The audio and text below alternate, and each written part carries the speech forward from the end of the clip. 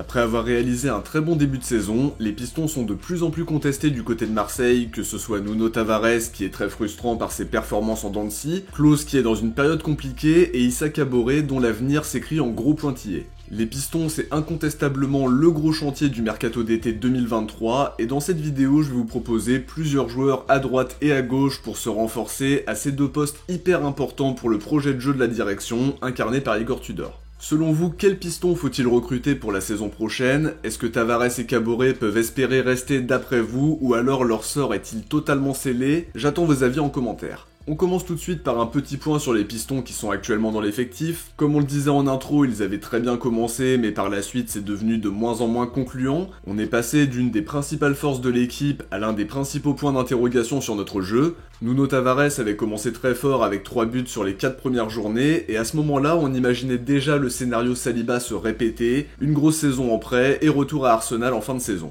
Par la suite, il a montré beaucoup de lacunes, que ce soit défensivement, mais aussi bien sûr offensivement. Il sait faire des différences par sa vitesse et sa puissance, mais ça finit toujours par pêcher à la dernière passe. Sa qualité de centre, c'est vraiment pas sa qualité première, et à l'heure actuelle, il y a ce beau bilan de 6 buts qui le place 2ème au classement des buteurs, mais toujours pas la moindre passe D à l'horizon jusqu'à présent. Au-delà de ça, il y a eu l'épisode Montpellier où il prend un rouge largement évitable, qui va entraîner une suspension de 3 matchs. La direction était aussi enthousiaste que nous en début de saison, mais Florent Germain expliquait récemment sur BFM Marseille qu'ils avaient beaucoup plus de doutes au point de ne pas vouloir le conserver en fin de saison. Jonathan Klose a été acheté et devrait faire partie de l'équipe la saison prochaine d'après les infos de Florent Germain toujours, qui explique que la direction veut le conserver. C'est un peu plus compliqué pour lui depuis sa non-sélection pour la Coupe du Monde qui a fait d'autant plus mal qu'il n'a pas été prévenu et qu'un reportage était prévu pour filmer sa réaction à la liste. Ça a été un coup dur pour lui et c'est vrai qu'on n'a jamais vraiment revu le Jonathan Klose du début de saison, des prestations souvent timides ces derniers temps sans être vraiment impactant offensivement et défensivement, mais son bilan statistique est quand même très bon dans l'ensemble avec 1 but et 10 passes décisives. À ce poste-là, il y a Under qui a été aligné à plusieurs reprises sans que ce soit forcément une solution durable, et à côté de ça, François-Régis Muggs se dirige vers une reconversion comme piston droit. Issa Kabore a montré de bonnes choses sur ses entrées, je pense bien sûr à celle contre Paris en premier parce qu'il a été très bon en piston gauche, mais finalement il n'a joué que 22 matchs pour seulement 7 titularisations. Il a surtout un rôle dans la rotation et sans surprise son option d'achat d'une vingtaine de millions d'euros ne sera pas levée, et mis à part un nouveau prêt, il y a peu de chances de le voir rester la saison prochaine, même s'il semble sur une pente ascendante ces derniers temps.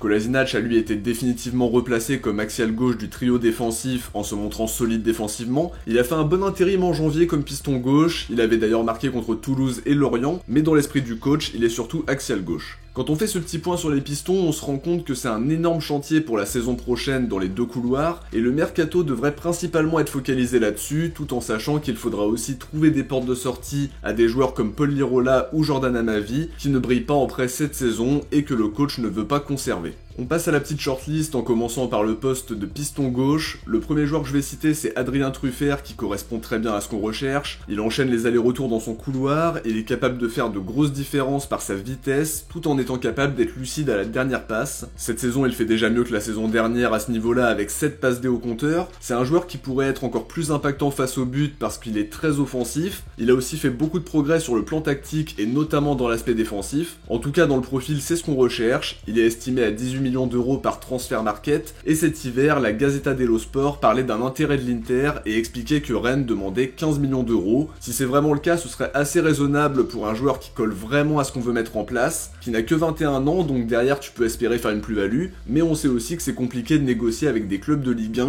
surtout quand c'est des clubs qui ont plus ou moins les mêmes objectifs que toi. En tout cas, s'il y a une ouverture, faut la saisir parce que c'est vraiment un très bon joueur. Toujours en Ligue 1, Quentin Merlin fait partie des profils très intéressants à ce poste de latéral gauche. Il s'est révélé la saison dernière avec une saison à 28 matchs, 2 buts et 3 passes D, avec d'ailleurs un but marquant pour la victoire contre Paris. À 20 ans, il a joué une cinquantaine de matchs avec son club formateur, il est aussi international espoir avec les Bleus. C'est un joueur qui a de belles qualités techniques, plutôt bon dans ses centres, capable de se projeter, et sur l'aspect défensif, il a fait des progrès grâce à son intelligence de jeu. C'est un profil intéressant qui a déjà joué dans un 3-5-2 la saison dernière et qui joue dans une défense à 4 cette saison aux côtés de Castelletto, Palois et Corchia. Actuellement il est blessé mais il devrait bientôt faire son retour dans le groupe de Comboiré. Une bonne idée mercato estimée à 7 millions par transfert market même si c'est indicatif. Là encore c'est compliqué de négocier avec Kita mais sur le profil ça colle même si c'est un joueur perfectible. Rafael Guerreiro pourrait être aussi une opportunité à saisir parce qu'il sera en fin de contrat en juin et qu'il ne devrait pas prolonger à Dortmund. Nice fait partie des clubs intéressés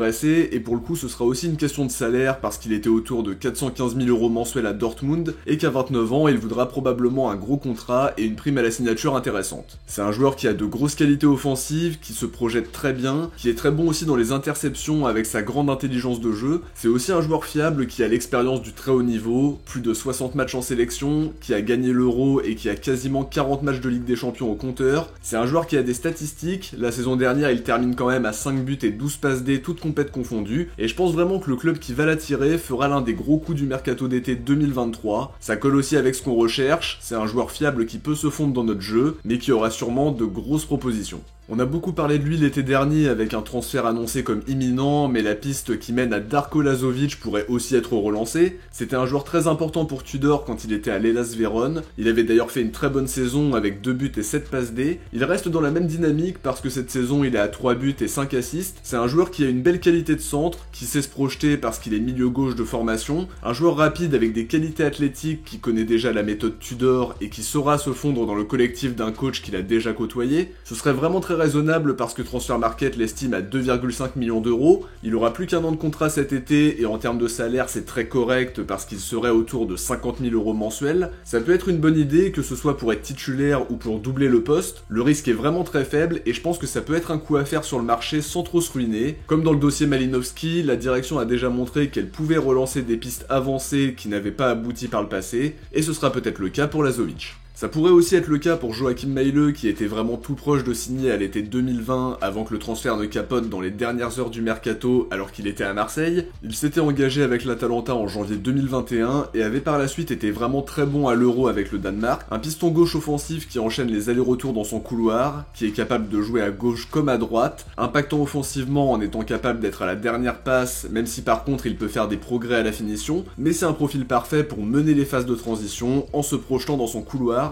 Il aura encore 2 ans de contrat cet été, Transfer Market l'évalue à 14 millions et pour le coup ce serait une bonne idée mercato. Le joueur n'est pas insensible du tout à l'intérêt de l'OM parce qu'il avait fait part de sa grosse déception au moment du transfert avorté. La direction pourrait décider de se pencher à nouveau sur lui parce que le profil colle. Il a déjà joué une trentaine de matchs européens aussi, C1 et C3 confondus, et c'est l'occasion d'apporter de la qualité à l'effectif tout en rattrapant le rendez-vous manqué de l'été de 2020. Du côté des pistes moins chères, j'ai pensé à Ridvan Yilmaz qui était à Beşiktaş l'année dernière et qui a signé aux Glasgow Rangers l'été dernier. C'est un jeune latéral gauche qui a une grosse qualité de centre, qui se bat dans les duels et qui n'est pas avare en efforts. Depuis son arrivée aux Rangers, il n'a joué que 9 matchs toutes compètes confondues en étant principalement remplaçant en début de saison et malheureusement il a été victime d'une blessure à l'ischio qui l'a éloigné des terrains pendant quasiment 3 mois et il a récemment fait son retour et je pense que c'est une piste intéressante. Pour le moment Transfer Market l'évalue à 5 millions mais il a encore 4 ans de contrat. Sa valeur peut flamber par la suite et la balle est dans le camp des Glasgow Rangers. Par contre, je trouve quand même que c'est une opportunité à saisir avant que les prix s'envolent.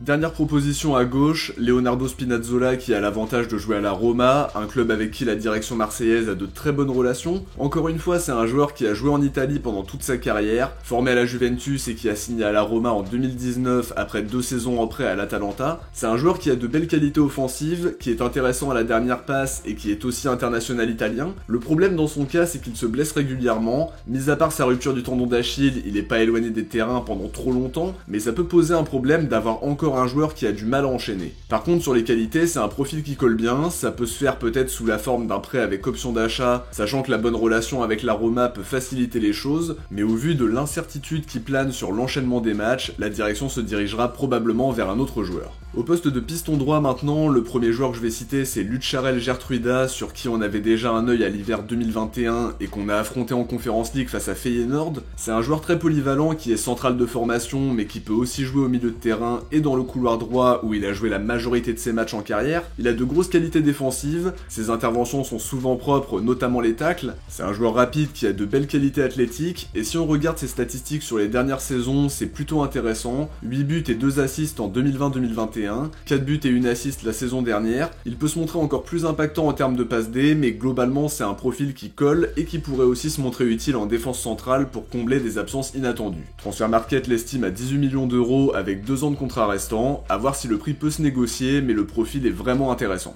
Le profil de Cuadrado pourrait aussi plaire à la direction, un joueur expérimenté qui a joué plus de 450 matchs en Italie entre la Juventus, la Fiorentina, Lecce et l'Udinese. Il a aussi joué 74 matchs de Coupe d'Europe depuis le début de sa carrière, il sera libre en juin et d'après Calciomercato, la Juve ne compte pas discuter d'une prolongation à moins d'un gros retournement de situation inattendu. Ça peut être une piste à saisir pour apporter de l'expérience, mais il y a bien sûr la question du salaire. Quand il a prolongé l'année dernière, il était autour de 330 000 euros mensuels, et à 34 ans, il devra se montrer moins gourmand, même s'il pourrait aussi recevoir en parallèle de grosses offres de pays du Golfe. C'est en tout cas un joueur qui a des qualités offensives, même s'il n'est plus tout jeune et qu'il n'est plus à son top niveau non plus. Il a été replacé latéral droit depuis quelques saisons, et ça pourrait être une bonne opportunité selon les conditions financières. Il y a un joueur qui me plaît particulièrement, c'est Nelson Semedo. Il arrive en fin de contrat avec Wolverhampton et j'ai pas vu passer d'infos sur une potentielle prolongation. Sur le profil, c'est intéressant parce qu'il est capable de répéter les efforts et d'enchaîner les courses dans son couloir droit. Techniquement, c'est pas mal, c'est aussi un joueur rapide qui peut impacter offensivement. Sur le plan statistique, c'est plutôt timide avec Wolverhampton, 2 buts et 4 passes D depuis son arrivée. Ça reste un joueur plutôt axé sur l'aspect offensif que sur l'aspect défensif, mais qui pourrait se montrer encore plus impactant dans le jeu qu'on veut mettre en place. La direction pourrait être sensible à cette piste, mais sur le plan salarial, ça pourrait coincer, parce qu'il est à 400 000 euros par mois, et à 29 ans, comme pas mal de joueurs, il cherchera probablement un dernier gros contrat avec une prime à la signature assez élevée, mais c'est un joueur qui, je pense, peut être une plus-value pour l'équipe.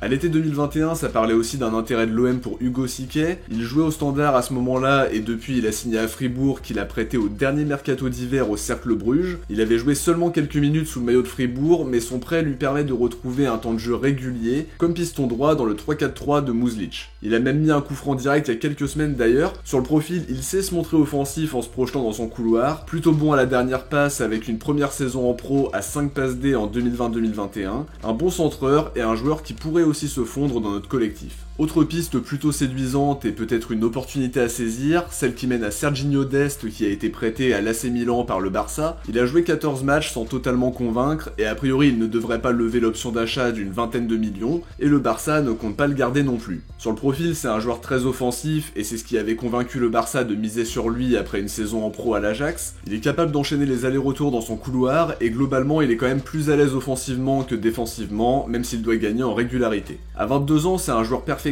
qui a déjà connu de grands clubs, qui est international américain et qui pourrait être une bonne idée mercato. Il est estimé à 12 millions sur Transfermarkt et à 2 ans de la fin de son contrat, le Barça voudra rapidement le vendre et peut-être que Longoria tentera de s'immiscer dans le dossier. Brandon Sopi fait partie des joueurs à suivre à ce poste de piston droit. Recruté par l'Atalanta l'été dernier, il avait du temps de jeu à son arrivée, mais depuis début novembre, il n'a joué que 45 minutes contre Lecce, et le reste du temps, il est sur le banc. Sur le profil, c'est pas mal parce qu'il est rapide, capable d'être impactant en contre-attaque, et je pense qu'il se fondrait bien dans ce qu'on propose. C'est un joueur puissant et solide défensivement, qui a quand même 4 passes D au compteur en seulement 8 titularisations en Serie A. L'Atalanta ne le lâchera pas si facilement parce qu'ils ont misé quasiment 10 millions sur lui la saison dernière. D'ailleurs, les négociations pour Malinowski s'étaient plutôt bien passées et ça peut être l'occasion de négocier un prêt avec option d'achat si les relations sont bonnes entre les deux clubs. Au rang des joueurs qui arrivent en fin de contrat, il y a Amari Traoré qui pourrait recevoir une offre de prolongation de la part de Rennes et pour le coup l'opportunité est quand même intéressante parce que son salaire est très raisonnable, il était à 130 000 euros mensuels au Stade Rennais et ça peut être l'occasion de renforcer le côté droit sans trop se ruiner, en apportant une concurrence à Klose avec un joueur qui est plutôt bon défensivement et qui sait aussi se montrer impactant offensivement comme la saison dernière où il avait terminé avec un très beau bilan de 3 buts et 10 passes D en Ligue 1. Dernier joueur que je vais citer dans cette vidéo, Maitland-Niles, qui est prêté cette saison du côté de Southampton avec qui il a joué 20 matchs jusqu'à présent. Il a joué piston droit mais aussi milieu défensif et même défenseur central contre Wolverhampton. Il avait impressionné comme piston à ses débuts à Arsenal, il a fait des progrès sur l'aspect défensif et offensivement il est capable de faire des différences et de tenir la cadence sur 90 minutes en enchaînant les courses à haute intensité. Arsenal ne devrait pas le conserver cet été et on pourrait faire une belle opération avec un joueur de 25 ans aux qualités certaines et qui a besoin de se relancer. En termes de salaire, il était autour de 100 000 euros mensuels chez les Gunners et son profil collerait bien à notre projet de jeu. De notre côté, on arrive à la fin de cette vidéo sur les pistons qui m'a été beaucoup demandé dans les commentaires. N'hésitez pas à me dire quelles sont les pistes qui vous plaisent le plus parmi celles que je vous ai proposées. Comme d'habitude, n'oubliez pas de laisser un like avant de partir si la vidéo vous a plu, et de vous abonner en activant la cloche pour ne rien louper de l'actualité de l'OM. Si vous avez regardé cette vidéo jusqu'à la fin, écrivez Mercato dans les commentaires. De mon côté, je vous dis à très vite pour l'avant-match de Lorient-OM. D'ici là, n'hésitez pas à aller voir l'analyse Mercato sur Thiago Almada que j'ai sorti il y a quelques jours. Je vous mettrai le lien en description et sur l'écran de fin de vidéo dans quelques instants. Ciao, portez-vous bien et surtout allez l'OM.